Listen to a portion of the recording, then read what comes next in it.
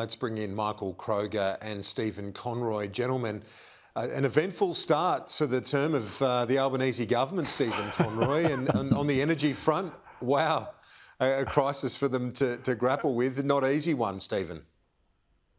No, I mean, the collapse of the energy market is extraordinary. I mean, to suspend the market, for the regulator to take over, those are extraordinary times and just shows the shambles that energy policy's been. I mean, it's not possible to blame Labor for this. Not one single policy has changed since they won government a month ago.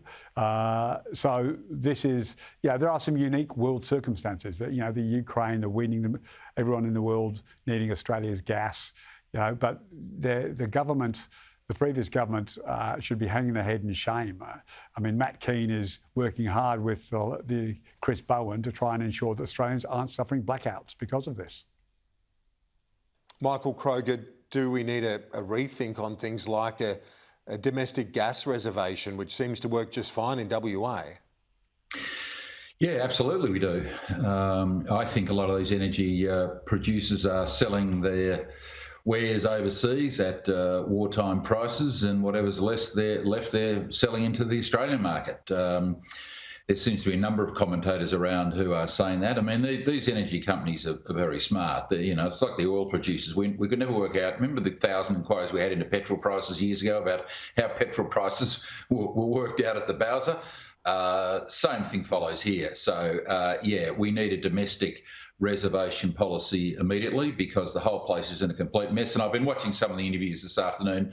No one has any idea where this is going. That fellow John Connor, you asked him about developments in relation to battery storage. He had no idea about that. And all you hear in these interviews is just waffle and waffle. No one seems to have any idea what to do. So what do you need to do? You must have a gas reservation policy.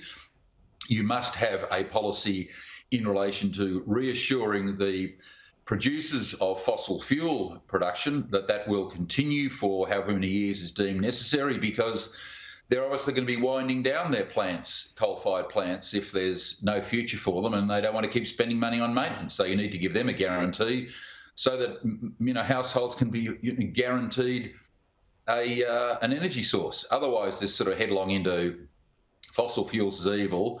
Renewables are wonderful. This is just, a recipe for a very difficult few years ahead of us without storage and without a guarantee of baseload power.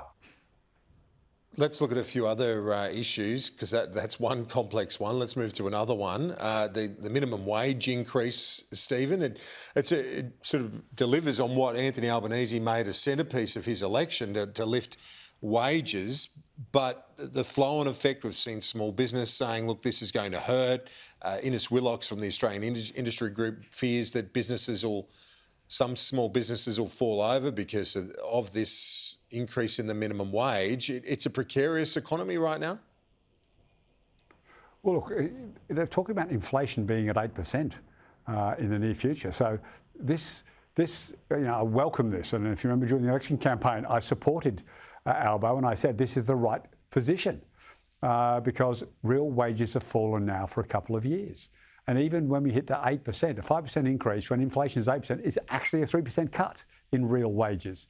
So, as Tony Burke, I saw him on TV yesterday saying, well, if you just match inflation plus a little bit extra that you might hopefully get through productivity, and we're talking, barely 0.1% more than inflation, then this is a sustainable thing for the economy. I mean, right now, we are driving off a cliff. Interest rates are going through the roof. And wages are going backwards. This is a crisis for a recession. And the sort of wage policy you need right now is to put money into people's pockets so they can spend it. Michael, do you fear we're heading to recession? Yeah, I do. And look, to clarify something Stephen and I said last night, Stephen, we all think people on low wages should have an increase if it's sustainable. $20.33 an hour is now $1 more higher. That's terrific.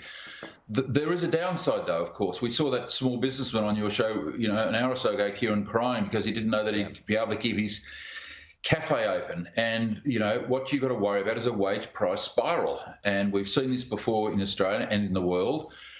And this is a result of easy credit for too long. It's no one could remember, with QE in America over the recent years, no one could understand why with QE it wasn't inflationary, because if you massively increase the money supply, the demand for goods and services increases accordingly, and therefore prices go up. No one could really understand why QE wasn't massively inflationary. Well, there's been a delayed effect, but now it is, and it's going to cripple economies all around the world when you massively increase the money supply like they have. And so do I think we're headed for a recession? We're either headed for a recession or something very close to it. And whether it's a technical recession of the 2 negative quarters is neither here nor there. That doesn't matter.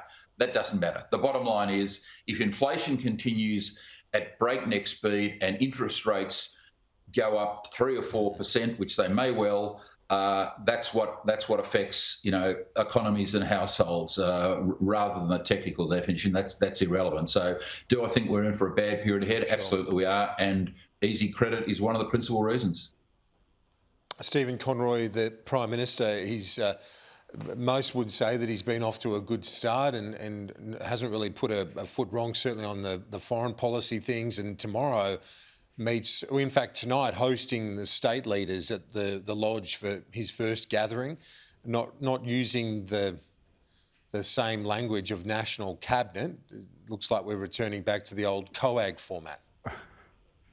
Well, National Cabinet was a fiction created by Scott Morrison. As a judge in a court said, you don't get to call it cabinet just because you say it's a cabinet. A cabinet is elected through a parliamentary process, not just a gathering of 10 people who want to call themselves a cabinet.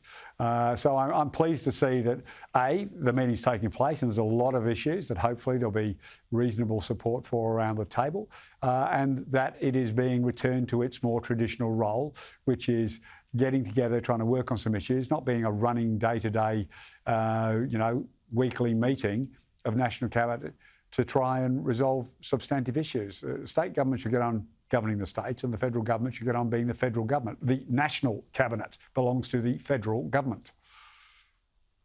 Yeah, it was interesting. Stephen's been consistent on that, Michael, very critical of the National Cabinet idea, and it seemed to it backfire on the then Prime Minister as well, because it sort of elevated the state leaders, and then they'd put the boot into it. I think it was probably good for the nation during the pandemic, but certainly bad for Scott Morrison politically. He looked weak. They looked strong. They were elevated to his equal when, of course, they're not. And collectively, they have a lot more political power than one Prime Minister's. You never win an argument with a multitude of premiers. So at a political level, it didn't serve Scott Morrison well at all. So, perhaps that's why Albo's not referring to as a national cabinet going forward. Michael Kroger, Stephen Conroy, gentlemen, thank you. Talk to you soon.